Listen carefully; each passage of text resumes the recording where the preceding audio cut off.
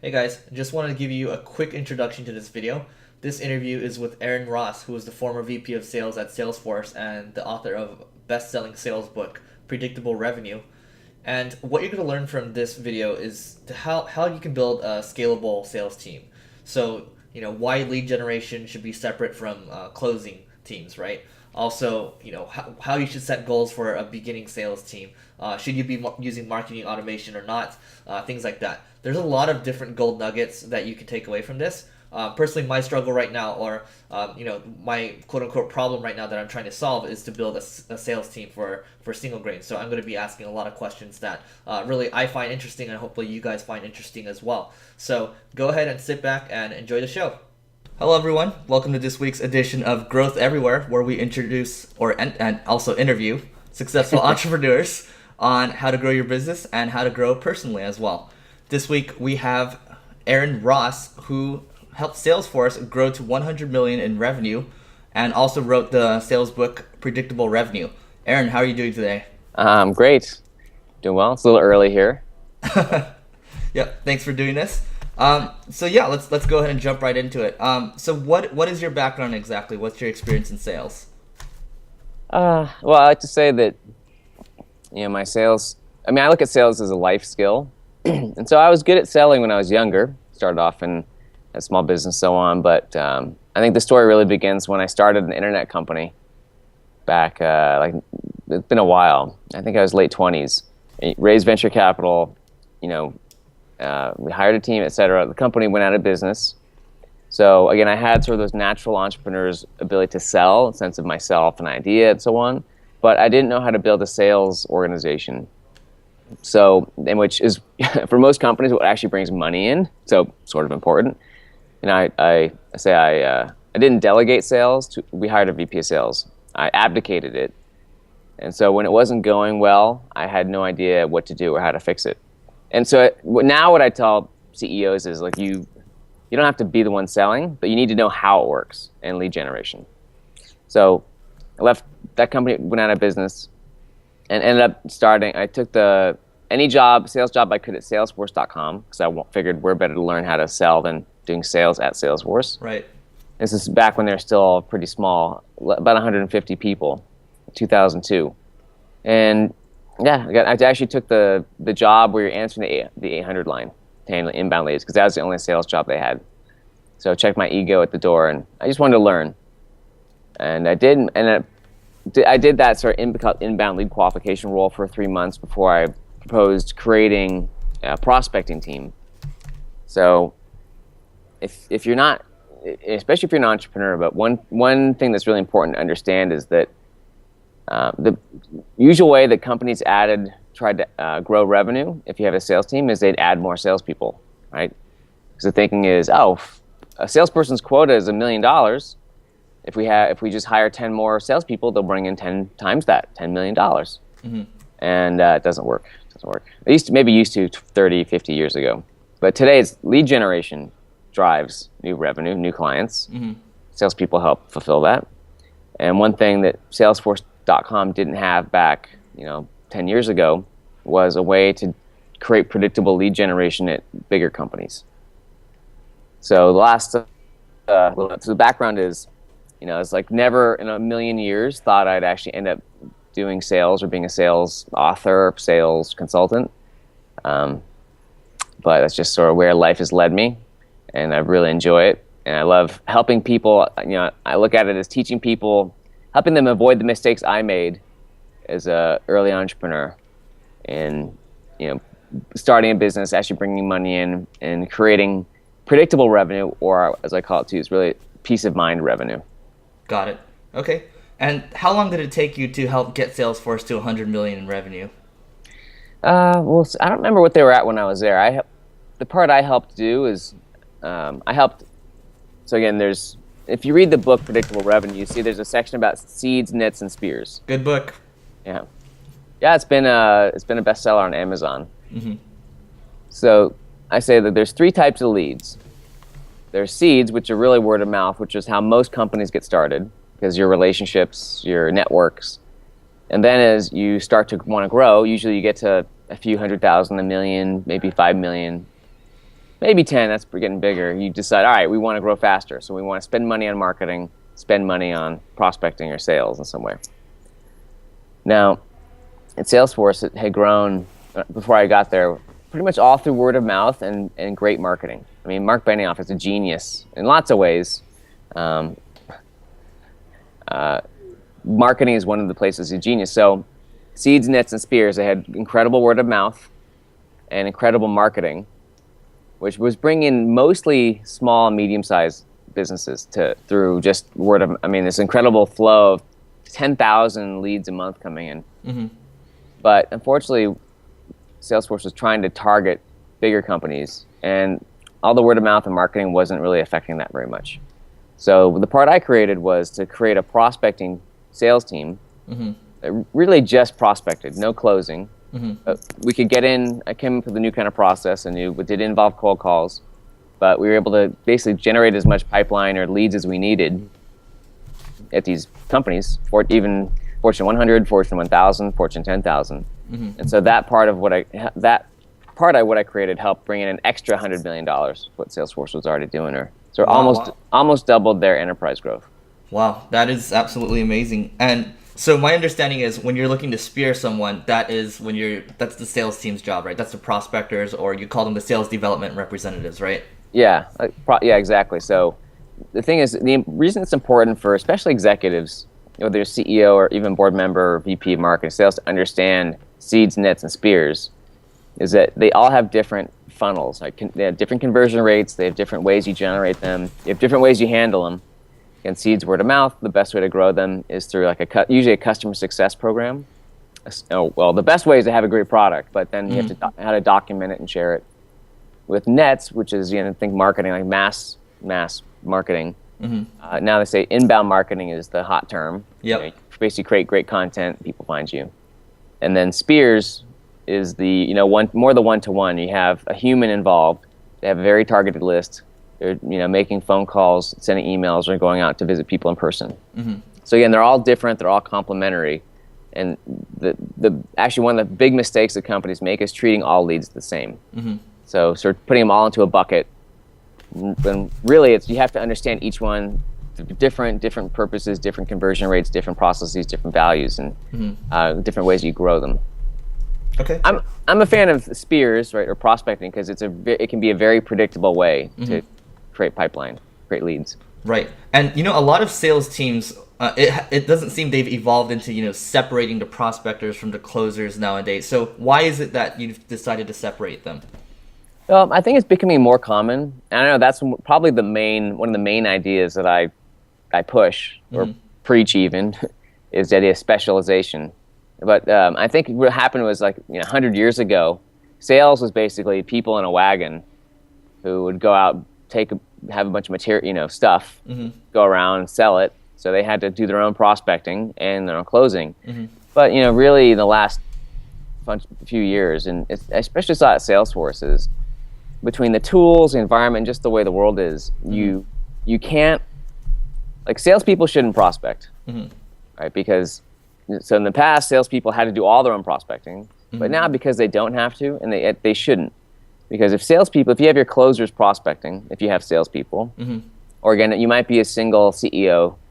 So I'll show you, or we have one salesperson. So I'll give you an example, but how to use this idea still is that salespeople shouldn't prospect because they usually aren't very good at it. They don't like it, and it's not sustainable. Because if you're a salesperson and even if you are good at prospecting, which is pretty rare, maybe 1 out of 10, then you prospect, you get a bunch of opportunities, and then you get so busy you can't prospect anymore. So you get into this up and down cycle. Now, once in a while people can juggle that, but so if you have a sales team of 1, that's okay. But if you're building a sales team of multiple people, it doesn't scale. Trust me. It's an exception, not the rule. So, but if you have a prospector who prospects and a closer who closes, that way each person can be the best at what they do. You can have a prospector who's truly an expert at what they do and be very focused. It's really about focus. And the closer in the same. You don't have to deal with it's a lot less multitasking and juggling, because it really comes down to time management and focus. It's hard. So Right. prospector prospects, closer closes. And if you are one person, or even if you're an entrepreneur who's you're doing everything, you should still specialize your time or focus your time. So take 2 hours, say, I think you need a couple hours of blocks of time to do something well, like to prospecting. A couple hours here. It could be Tuesdays and Thursdays could be your prospecting, but so break up your week so you have focused blocks of time to do what you need to do. Got it. And does the prospector, or let me backtrack, does the sales team provide the prospector with like a list of leads, like from one source or whatever, or do they just go out and find whatever? You give them a criteria and they select them? Yeah, it could be both, because if your kinds of customers you can get from like a data.com or Inside View or these, sure, just go buy a list. But sometimes you have a niche, or if you're a unique professional services kind of company, and it's harder to prospect with professional services, then you might need to be pickier and watch the news, or go through more interesting or sort of different places to look for the diamonds in the diamonds? No, needles in a haystack. Diamonds in the rough, needles in a haystack. Diamonds in the haystack are good too. But the idea is, if you want predictable revenue, and I don't know who doesn't, but the idea is, if predictable lead generation is what can lead to predictable revenue. So if you focus really on how can you create leads in a more predictable way, now whether it's through word of mouth or prospecting or inbound marketing, if that's really what can help give you more peace of mind, plus the ability to manage and grow your company. So that's why I said lead generation. Like, if you have bad lead generation, you can have the most amazing sales process in the world. If your lead generation sucks, you're going to struggle. If you have great lead generation, but your sales process is crummy, you can still do pretty well. Right. So to me, lead generation, of course, assuming you have a great product, good people, and so on, because they're, without a good product or good people, that's the most important thing. Right. But then lead generation is really the most important thing that will help you drive revenue. And Absolutely. Revenue, adding new customers. Yep. And you make a really good point on having a great product, right? It doesn't matter how good your sales or marketing team is. If you don't have a great product, they're just going to churn out, and it's a churn and burn game. It's no fun. So I guess the next big question is, and I've been having this trouble myself right now, hiring prospectors. Where do you find good prospectors from? Well, actually, first, you always look through your friends, family, networks, the people so on. So, and by the way, you should look at predictablerevenue.com/recruiting as, at least a recruiting process that one of my clients put together. I thought it was really neat. So actually the title of the blog post is called A Neat Recruiting Process, blah, blah, blah. But it has a whole bunch of tips on what kind of person do you want to hire, and like how do you interview them, and so on. But so it's predictablerevenue.com/recruiting. So I think beyond, so I think that's more important, is to know what kind of person are you looking for. To me, I like people who have a lot of potential. They may not have, so for prospectors, or even for any kind of the young salesperson's roles, I usually don't care that much if they've got sales experience, because that stuff you can learn sales. Right. But you can't learn if you don't have enthusiasm or drive or the ability to solve problems on your own, or to be entrepreneurial. There's a lot of those kinds of values that I suppose you can learn them, but it takes a lot longer than to learn sales. Sales you can learn in a few months, few weeks, few months. Right. And there's people that have applied, and I've had sales development rep jobs on like Craigslist and stuff, and they'll apply, and what's your take on people that have been like out of work for a while? They're like, a little older, and they do have sales experience. Is that kind of like a red flag to you, or do you still want to go through the interview process? Well, I think so. It depends on every company, because every company has a different culture. So that's your kind. So again, you could hire a successful person for you. Your environment, your product could fail in another company. Right. So first, you got to know yourself and what you want. Now, if you're a younger culture, and I don't know, Eric, how old are you? I am 27. Yeah, you're pretty young. I'm 41. That's young. Still. I think I was your age when I started the company that failed back then. You're probably going to have a harder time hiring someone who's my age, like 40, who's been out of work, and but I think part of it is just interview people as you get to get a feeling of who's out there, and also where you live. Like we're in LA, the kind of people I have here is different than it. So I think if you haven't done any interviewing, just interview people, gives you a sense of what you like, what you don't like, but trust your gut. Like I think a lot of people hire, they don't hire based on gut. They hire, what's the term? Spontaneously. Right. A bit too fast. And yeah. Sometimes you have this like, I don't know, it doesn't work out. But that's why I think this process that I shared with that link is a good one. It's a creative one. Yeah, phenomenal. I will check that out. But I think ultimately, so the important thing is if you, especially for prospecting and sometimes for sales, the potential of the person is more important than their sales experience. And if they have, I'd rather hire someone who's got experience in the market. If you guys do SEO, right? Yeah, the full, everything. Okay. So I'd rather hire, if I had to hire, I'd rather hire someone who knows a lot about SEO and nothing about sales, but they're entrepreneurial, than to hire someone who knows a lot about sales and nothing about SEO. And one other tip, I think I'd like to hire people, especially at the beginning, if you don't have a team yet. So there's builders and growers, at least in my mind. I think of these two kinds of people. I like to oversimplify it, but builders tend to like to build things from scratch, right? It's interesting if you don't have anything there. There's no sales collateral, there's no sales system, there's maybe no customers, and they're excited by that. They're a much better fit if you're building a new company, new team, new process. And they're different from a grower, someone who likes to come in once everything's already working and they just grow it. So again, I would not hire, like if you're a new company, do not hire a VP from Salesforce.com or from Oracle or from IBM, because they're going to want, they're used to having, well, who's going to fill out my expense reports? Who's going to write my sales collateral for me? Who's going to, I only have a $30,000 recruiting budget. Yeah. And they're not, again, it's just know what stage you need. So I think that's an important distinction. And now, when you're early stage, some things to look for builders, people who have taken initiative, like might have been a rush chair or started a nonprofit or started a business on the side, but they've just shown some initiative in some way around anything. Maybe they took care of their sick parent for, who knows.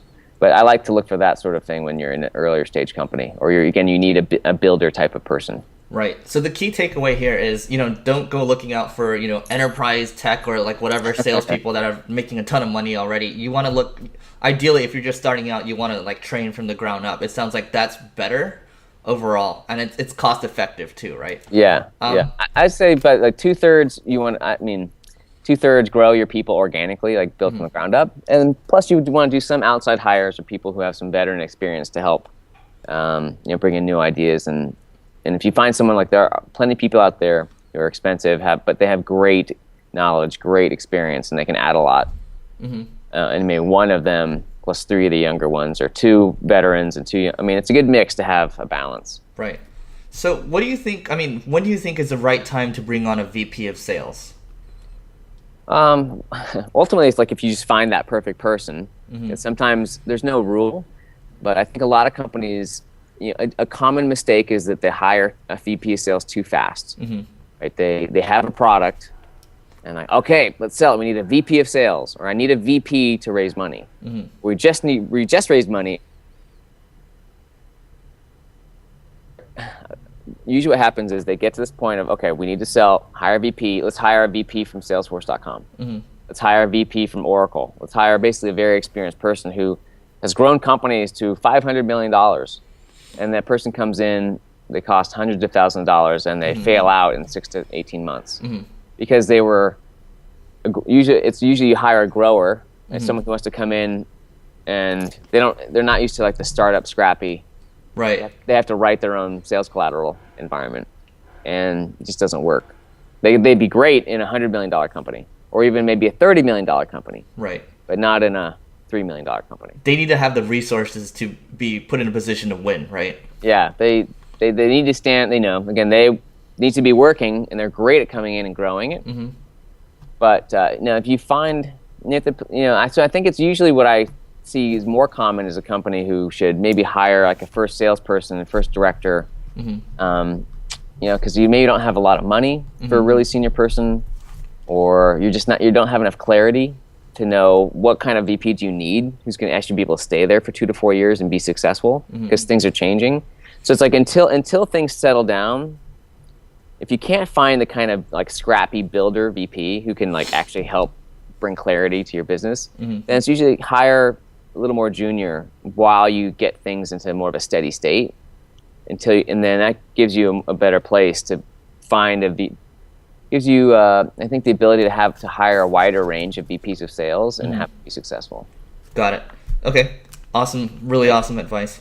And so backtracking a little bit, you mentioned, prospecting is really important. And I've heard other entrepreneurs tell me, hey, these telemarketer companies, I just outsource them and they just bring me in leads all the time. So what's your take on using these telemarketing companies? Well, I know they've worked for some people. I think usually for tech companies, I'm hesitant, because I think you don't want to outsource something that's really important for you to do. But once in a while, let's say 1 out of 5, 1 out of 10, it might make sense. So I think the default is don't outsource it. Figure it out yourself first, because it's important for you to know how to do it. And most of these telemarketing companies, just from my experience, aren't really going to be that helpful to you. But again, once in a while, people say I've never had success with them, but once in a while people say they have, and I've never really been able to get, it's not proof, but the details on how they were successful, like how much money they made. Got it. So I think it's just be careful, be smart, don't jump in and think they'll fix us. Yeah. No, and it's still going to be work. It's still hard, but don't be afraid of trying it yourself first. Yeah, it's better to have control in-house to kind of understand the process before you just say, hey, I'm just going to outsource it. Right? Yeah, for most companies. Now, an exception could be like if you sell dental supplies, and there's like a well-known dental lead generation company, almost like a distributor.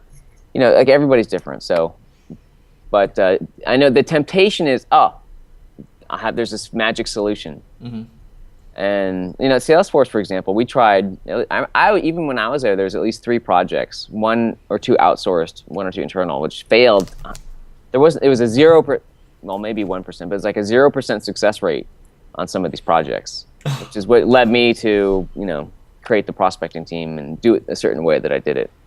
Got it. Now, but the last thing, I know there's a couple companies who have reached out who are actually adopting my methods from the book. So I don't know, maybe that'll help them be more successful. Yeah. And I'm going to actually cover some of those methods in a bit. So you mentioned buying lists. I want to kind of give the audience an idea of, where they can go to buy lists. So do you have any recommendations on that? Yeah. So again, usually if you sell software or you're targeting tech companies, which is pretty common for probably this audience, I don't know but Inside View often has, if you're earlier stage and if you don't have a list yet, Inside View is a good one to look at, because they have an or at least used to, maybe they still have it, all you can eat, sort of get as much data as you want for I think $5,000 for a year. And then if you're a little bigger, or if you already have a database, I'd also look at data.com from Salesforce. So you can't get as much data for the price, but they have more tools for how to keep it organized and clean. Got it. So there's a lot of data providers. I think in general what I hear is they're all pretty similar in terms of quality. Like there's ZoomInfo, Net Prospects. There's a lot of ways you can go out to hire people to build your lists. There's no simple solution. I mean, this is one of the places where every company is different. You just got to try some stuff. Building a list takes time. It's also challenging to maintain it. So it's more important to be as clear as you can about your ideal client profile. Because the clearer you are about who you're really going after, what kind of company, what kind of person at the company or people, then the easier it is for you to build a list and keep it clean. You want a smaller, better list is ideal. Got it. That's actually really helpful. And so when you hire a sales development rep, like give me an example. Let's say you just hired me as a SDR. What kind of goals would you set for me? Like, is there like a 3-month goal? Like what do I need to hit exactly? Yeah. Well, so if you're a new company, then you don't have any prospectors there at all. I say it takes you about 6 months to go from finding people, hiring them, training them, and getting them to the point where they're generating qualified opportunities every month. Say 10. So now let's say you're starting from scratch, you're new, in 3 months, you should be able to get to the point where you're either through email or through calling, and not cold calls, but a different kind of call. Mm-hmm. You know, you're able to get in touch with people who are relevant. So reach out, have conversations that actually then lead to early sales cycles. Mm-hmm. And in 3 months, you know, again, if you should be able to start. It takes probably 3 months to start getting at least some of these, call them qualified leads, which means I don't call, let's say, a lead qualified. I'll do a simplified version of the process, but let's say that your prospector goes out to a company cold, they find a decision maker, influencer, have a first call with them. Oh, it's, you know, is this basically a waste of time or not? Mm-hmm. Nope, it's not a waste of time. Okay, then we should have a deeper call or discovery call with my account executive or closer. Mm-hmm. So that next step is prospector, closer, mm-hmm. ideally prospector, closer, and the prospect are on a longer call that the closer manages. And once that call happens and the closer or executive says, hey, this is great, I'm actually going to, it's early, but I'll take this and work on it, then it's qualified. Mm-hmm. So it's not only has there been an appointment, but the appointment's been accepted by the salesperson. Mm-hmm. So if you can get, in a third month, you get 2 to 4 to 6 of those, you'd be in pretty good shape for a new prospector. But again, you know, I'll probably say it several times. Every company is so different. Right. If you're in a software company, that third month you might get 8 to 10. Mm-hmm. If everything's clicking and you maybe get even 8 to 10 qualified opportunities. Mm-hmm. But if you're in a professional services company, if you get 1, you might be lucky, or 2, because it's just a lot more. Services, it's more based on trust and relationships, and there's packaged services and custom.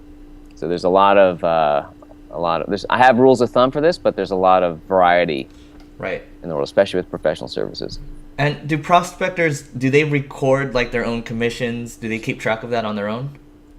No, you can. It's pretty simple. Whether you can use, most companies use Salesforce.com. Right.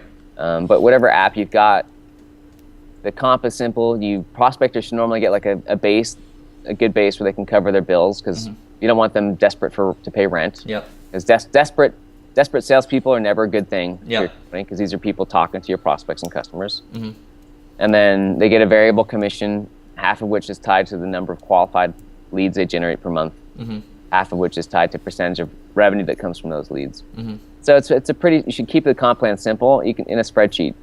If you can't do it, whatever app you use, you can export your monthly metrics and keep it in a spreadsheet pretty easily. Got it. A team manager or executive. Okay.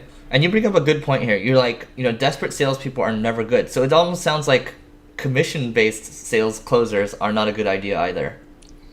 Well, there's a balance, because you want to reward people for mm-hmm. work they've done, mm-hmm. but you don't want to have you don't want the incentive to be so large that people do shitty things, mm-hmm. or they get desperate. Yep. So there's a balance you want to walk. Now, I don't know. I'm sure that some companies have and will be successful with salary-based salespeople. Mm-hmm. But that's just not how the culture is. So most still have commissions, and it makes sense.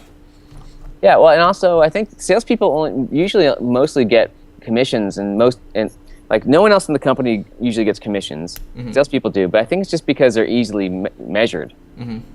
Yeah, because salespeople, they do a lot of the work.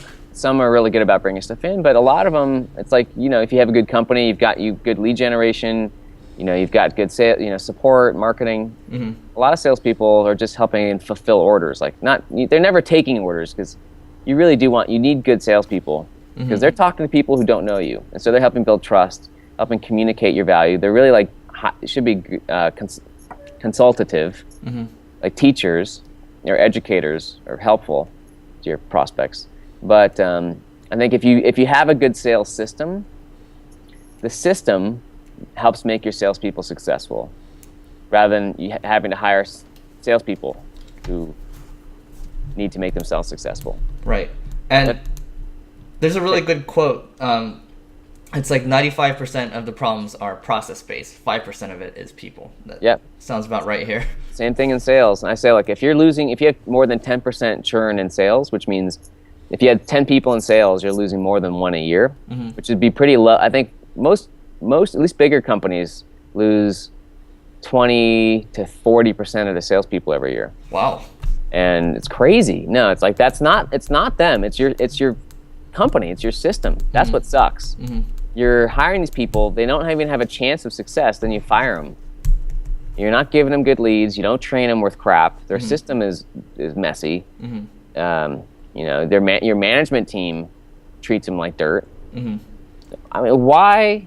For some reason, I don't know about the rest of the world, but in our country, the two teams, we treat customer support and sales like cost centers, and the people usually get treated like crap. Yeah. And maybe not as startups, but like the bigger the company is, that's their traditional culture. Yeah. These are the two teams that talk to your customers the most. It's like, I'm gonna treat my salespeople like dirt, and I'm gonna expect them to treat the customers well. Yeah, not gonna happen. No, it doesn't. Yeah. So we're saying aim for the 10% churn rate for good sales teams. Is that what people should be aiming for? That's my rule of thumb. It's like you want, like, if it's more than that, it's not the people, it's your system. Maybe you're hiring the wrong people. Training may not be the right way. Bad lead generation. It's what you're doing, not the people themselves. They're just not victims, but yep. You're mismanaging the company or sales team if you have more than 10% churn. I like that. I like that a lot. I like having that metric right there to look at. Cool. And so you talk about there's cold calling, and you say how cold calling has it's something that's kind of been in the past, it's kind of dying out a little bit, and inbound marketing. Obviously, I'm a marketer and I understand how that's like building up right now. But you talk about cold email 2.0. Can you explain what that is? Yeah. Well, I always struggled because the prospecting approach I created, because I did it from scratch. I sat down with a blank slate. I had a computer, a phone, Salesforce.com, some data, a bunch of sales books which I read and I threw away because they were crap, or they were not crap. They were good for their time. I came up. I tried cold calling. I tried this. I tried that. I didn't like cold calling. It wasn't very effective for me. Yep. At Salesforce, but this is before Salesforce was famous, so people hadn't heard of it outside the Bay Area. And the basic process is using a referral approach, either by phone or by email, to go in. Hey, who handles sales? And then there's a little more to that, but not much. And then by getting referred to the VP of Sales, now it's not a cold call. You're much more likely to get a response from them or to talk to them. And it's really taking a more friendly, process-based approach to prospecting. So, and I couldn't come up with a better term than cold calling 2.0. But the idea is that it's a friendly way to reach out to people. It's very effective and very repeatable. Okay. So that you can again generate the pipeline you need. So do you send that email? So you send, hey, I'm looking for. Can you refer me to like the VP of marketing? Maybe there's like a really quick one sentence intro, and then do you get on a call after that, or is it just continued emails? Yeah, I can sort of walk you through a sample. It's where, let's say, you might send an email, and again, there's a phone-based version. In fact, predictablerevenue.com/mapping would be a sample for the phone-based version. But for the email, it can be as simple as, hey Eric, you mind if I ask who handles purchasing there? And maybe one more line that has like something about you or some sample customers. Maybe not. It depends. There's a lot of testing. Now, the important thing is the email is really short. It's like 1 line, 2 lines, 3 lines. Thank you. Done. There's no paragraph, this or this. And you're sending it to people. So let's say that you want to sell to the VP of marketing. Okay, send it to them, but also send it to a peer, like a VP of sales, CFO, and send it to the CEO. So you want to send it actually above and to the sides of the actual person you want to talk to. Because it's a referral email. And then you'll get, let's say the CEO responds back, as they often do, hey, thanks, actually, Jenny handles marketing. And he often will CC that person. And so from there, you might email, okay, well, hi, Jenny, hey, nice to meet you. What's the best way to chat for 10 minutes on Wednesday about see if we can be of help? Again, short and sweet, because when people don't know you, they're not willing to invest a lot of energy into figuring you out. And in fact, it's usually better to be a little more intriguing, not give them too much detail.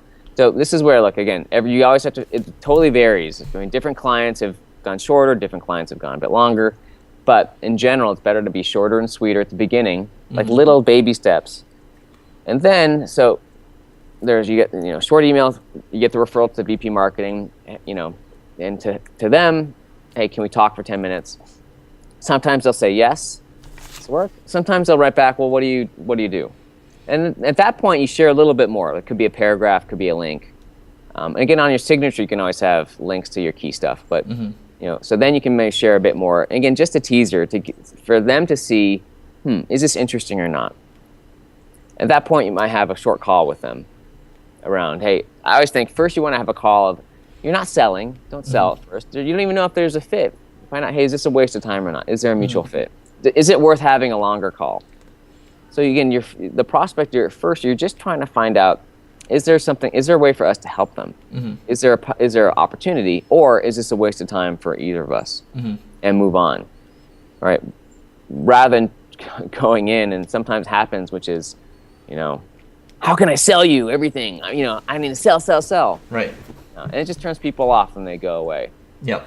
And that you bring up that good point about keeping it short and sweet, because the truth is executives get so many emails a day, and when you send them like an essay about how great you are, they just don't have time for it. And they're like, skipped. Because when I get one that's a long email, it just feels like a chore to want to read it. Right. If it's not from someone I know, and even if it is from someone I know sometimes. And so again, short and sweet. Now, once a couple short emails, then they're like, okay, I know this person. We got an email conversation, or maybe we talked on the phone. Now I'm willing to spend a little more, invest a little more energy or time, 5 minutes, 10 minutes, to see what's going on here. Right. Really good process there. And so a little into the tactics. So how many cold emails are these prospectors sending a day? And are there any issues with like deliverability, things like that? The whole deliverability, well, let me start with the email. So the number of emails per day could vary between, per month, let's call it per month, like 1,000 per month. Okay. These cold ones it could be more, a couple thousand. I have a client who, I think they were sending 4,000 emails per prospector. And it's way too many. It means if you're not getting at least a 5% response rate, go back and try to rejigger your template. And by response rate, that I mean you send it this kind of email, and you get any kind of response, whether it's you get a referral, whether you get someone who says, screw you, which doesn't happen that often, really. I mean, because it should be a friendly email, not salesy. So that's by response rate. That's how I define it. Okay. But what happens is if you send too many emails, you get responses, but they get dropped through the cracks, and people just get scattered, and they can't stay organized. And it means you're taking too much of a shotgun approach. Right. And you want to be as much of a sniper as you can. So I like slow, steady. Ideally, let's say 1,000 emails a month is a good rate for a full-time prospector, or 1,500. Probably emailing 4 days a week, 3 to 4 days a week. It could be Monday through Thursday. Usually the best times to email are in the morning or afternoon, Monday through Thursday, maybe best in the middle of the week. But again, sometimes companies get better results or people on random times. So you always got to, no matter what, you always got to try stuff to see what works best for you. But what happens is you want to have a slow, steady drip, because if a prospector, if you send 1,000 emails in one night, you get 100 responses, it's going to take you 2 weeks to work through all those. Not only to respond, but then to respond to the response you get after that, and log it in whatever system you've got, make sure this and that, and so on and so forth. I mean, it takes a lot of work to do it well, and to keep it organized, and to have a system to it. And because remember that if it's not organized, if you don't have a system to it, then you're not going to have predictability. So it's important. It's okay to send less and do less, but keep your system going, the organization of things you're getting logged. You're sort of measuring what's working, what's not. You're tracking. There's different metrics you want to track. But it's and then one of the another really common mistake is not investing enough in training people and having them focusing too much on activity and not enough on quality. Too much like we need more leads, we need 40 leads, you get 40 appointments a month, right? And you might get 40 appointments, but most of them are crap. It's like, no, better to get 15 that are really good than 40 with which most is crap. Because, I mean, a lot of the book is actually inspired through, and the idea was from like manufacturing and Lean Six Sigma and process-based stuff. And if you look at modern manufacturing, high defect rates are just really inefficient. They clog the whole system. So conceptually here too, by focusing on fewer better everything, fewer better emails, fewer better calls, fewer better prospects, which still might mean hundreds, by the way, but then you get a better system. Really, you get better, more sustainable, more trackable, more predictable results. Perfect. And are these emails being sent like manually through your inbox, or are they going through like a CRM marketing automation tool or anything like that? There's a lot of ways. You asked about deliverability. I'm not an expert on deliverability. I know our consulting clients get good response rates just by sending it through often either email. Some people do just through their email. Some send maybe through Salesforce.com because they have a mass email feature. Yep. Some through, let's see, we've got other ones sending through like Pardot and HubSpot and Marketo. So, I mean, really there's a million, or Acton, there's a lot of them. Yep. My current favorite app is called Tout. Tout, yes. For emailing, yeah. You guys, in fact, we're talking about coming up with like a predictable revenue edition of it. So if you either use Tout or if you sign up, it's Tout, TOUTAPP.com. If you sign up for that, you should, I don't know, let them know that I sent you. I'm not sure exactly what we're gonna do, but we're gonna come up with something with them because it's perfect. There's lots of great email tools and there's Yesware, but Tout has really done some stuff that's ideal for what we teach. You can go check it out. And especially if you use Salesforce.com, they have some new features that are perfect. So anyway, I sort of leave it up to the deliverability people to figure that out. It's beyond my pay grade. But I know it still works. It's not, lots of stuff probably goes to spam. I mean, how can I got an email, I use Gmail, and I got an email from Google, and it ended up in my spam Gmail inbox. So I don't know what's going on these days with...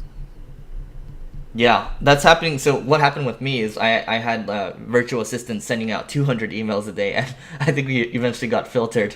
So I think setting it at like a lower number, like 40 or 50, and kind of controlling the flow is a really good piece of advice there. Yeah. But you said send 3 or 4 days a week you're doing cold emails. For the rest of the time, are you doing like cold calls? Or are you like cleaning up your lists? What are you doing exactly for a prospector?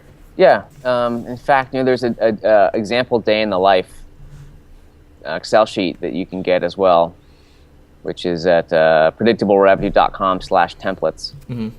So in fact, if you remind me, I can give you the links after. You can post them. But basically, in the morning, often you're doing your email follow-up. So the night before, it's just a sample. You might send an email campaign the night before. In the morning, you've got a bunch of responses, so you work through those for a couple hours. You might call some people, do this or that. And then in the afternoon, you usually have scheduled your demos or scheduled calls. Like it'd be like anything you're scheduling prior with prospects. Then in the end of the day, you do some more data cleanup and you send another email campaign. But the emails basically, for most companies, when the email works, which I think 80% of the time it does, at least, then that's the main way you get in touch with people, first point of contact. And then when you do calling, it's usually just to follow up on emails. Like you calling somebody.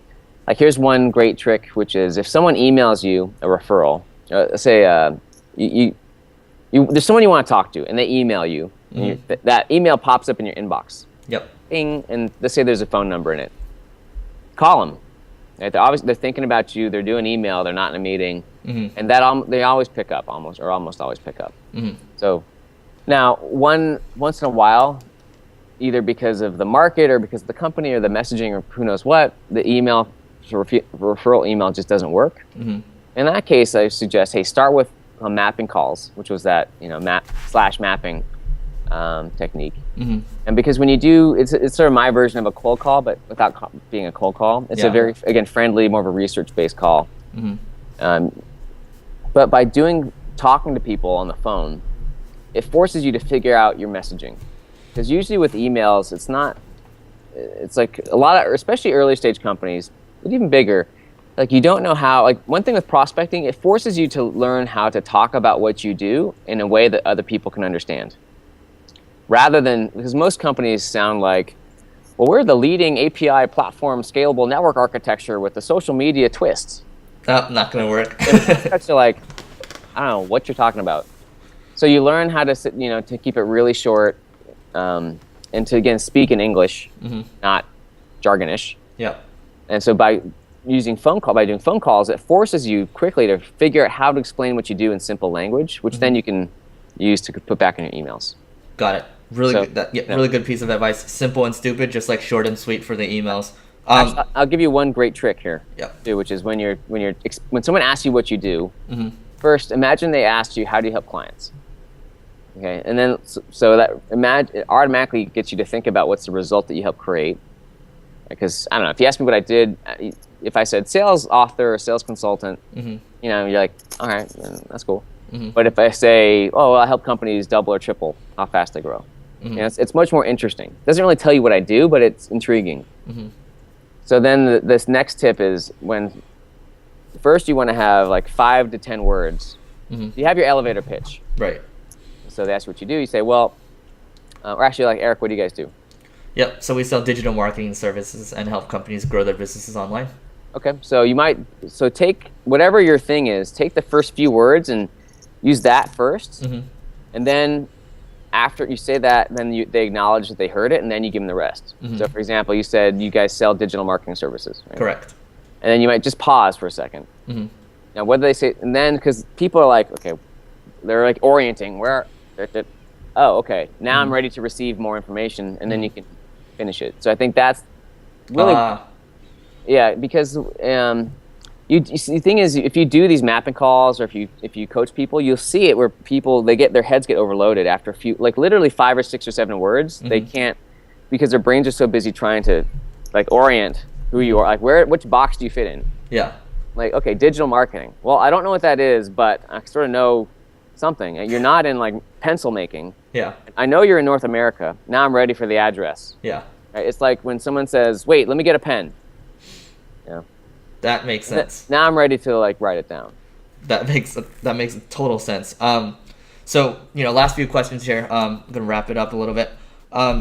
What is your take on marketing automation software, Infusionsoft, Marketo, and all that kind of stuff? Well, I think inbound marketing is great. I'm going to lump it all into this category of inbound marketing. Okay. Yeah, so remember, there's seeds, nets, and spears.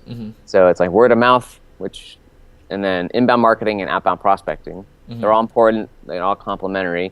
Now, if you're in inbound marketing with the email marketing automation stuff, they're actually all pretty different, and so it's really up to the company. Like if you're selling to consumers, or if you're like a coach, I don't know, internet marketer, Infusionsoft is going to be better for you than a Marketo, which is more of a higher end enterprise package for when you have salespeople. I think HubSpot, generally HubSpot is a great tool if you have a small, medium-sized business. I think Marketo is better for like enterprise. Right. It's expensive. And then again, if you're more of an independent, I use MailChimp. There's a million of them. So you sort of got to know enough about your own business to be able to choose wisely, because they're all different. It's like an example of how noisy the world is today. So there's probably 200 email packages out there, and and so for you, with whatever your business is, you probably have hundreds of competitors or potential competitors. Yeah. And so it's like, how do you stand out from the crowd? I think is more important. Like your message, your people, your message, your big ideas. That's more important than the tool you select. Right. Totally agree with that. It all comes down to product again. Product or service. Yeah, whether product is a physical product, a digital product, or product. I sell ideas. That's my product. Ideas. Books are just form ideas. Even my consulting is a way to help people with ideas. Yep. Implement ideas, make them successful. Yep. Yeah, really. You have a powerful product and you have a powerful brand now too. So, Thank you. So inbound leads. How soon should you be? Let's say you have a really hot lead coming in, and it's inbound. It comes through your site. They fill in a form. It's like, hey, we have a lot of budget. Blah blah blah. How soon should you be calling these people? Well, if you've got the capacity, instantly is always the best. Just it may not be the most profitable way to do it, So if you have money, if you're again a fast-growing venture-backed software company, you should be calling them instantly. Yeah. If you are a small independent consulting company, sooner is better. But I probably would spend more time refining. Like I would, if you don't have infinite capacity, what I would do is spend a few days calling them instantly and learning about them, and then stepping back and updating your lead, whatever your lead process is, to help the leads self-select themselves in or out. Which means that if you're again a small company and you can't call everyone right away, you want the people like the fewest number of leads who are really the best to get through to the point where you can call them quickly. Right. And so if you get 100 people coming to your site, it's like, how can you either design your site, your landing page, your lead form, whatever, so that the 5 that are actually really good, who could be good customers, get called, and the other 95 still sort of get automated, or doing their own thing. Yeah. Okay. Because you want to be, again, smart about your process, what's effective, what's profitable. How long is too long, though? Because I've seen some companies wait like 5 to 7 days for a really hot lead. Yeah, I think that, a day or two. Okay, a day or two. If you're software. Again, from my company, we're doing consulting. People, it's not about fast decisions. It's like if people are a good fit, like we don't wait 5 to 7 days, but we talk to them pretty soon. But it's like our customers who are good customers, they excited to talk to us. They want to learn from us. And if they're not, like again, for us in a consulting company, if we did wait 5 days, the best companies we find for what we do today is they're just still interested to talk to us. And the ones who really probably wouldn't be a good fit as a consulting client, probably wouldn't. They're not interested anymore. Got it. So it's not a bad thing. It's, again, depends on the kind of company you've got. Got it. Okay. Final 2 questions here. How do you determine the right commission to pay salespeople? I know it varies company to company, but what's the process? Do you Google it? What do you do exactly?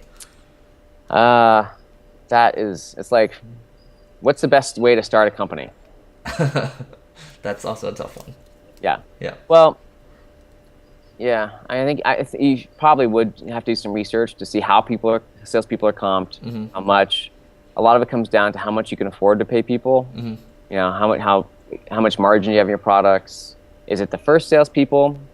So let me give you a better suggestion. I don't know if I can give you any real tips except to go do some research. But what I would say is, if you're an early stage, if you don't have salespeople yet, I can actually give you a really good suggestion. Or if you don't have prospectors yet, if you're just trying to figure out like a new kind of sales team, whether it's from scratch or, what I recommend is that you don't try to come up with a comp plan right away. Because you can't come up with a good comp plan until you have some kind of track record of data. So for 3 months, maybe even 6, depending on if you have longer sales cycles, but at least 3 months, just have some kind of discretionary bonus or pay them a flat rate. Do something so that you're all working together to get some first wins, to get some data. And then you say, look, after 3 months or 6 months, we're going to sit down. We'll say, hey, can we yet put together a fair comp plan? At some point, you can say, yes, we've closed 20 deals, and we can see the deal sizes and stuff like this. So let's come up with a fair comp plan for the future. That's a really good idea. That I've never seen any salesperson recommend that before. So that's phenomenal. Final question here. I want to talk about your consulting company, or let you talk about it. So what is you run predictable revenue right now, right? Yeah. What do you guys do exactly? Well, we can help with lots of things, but our unique genius is really helping companies build or improve that prospecting team. Because if you're the kind of company where it's a good fit to do prospecting, and you do it well, it can double, triple, quadruple. It can make a huge impact on your revenue growth and your ability to basically set whatever goals you want to and hit them.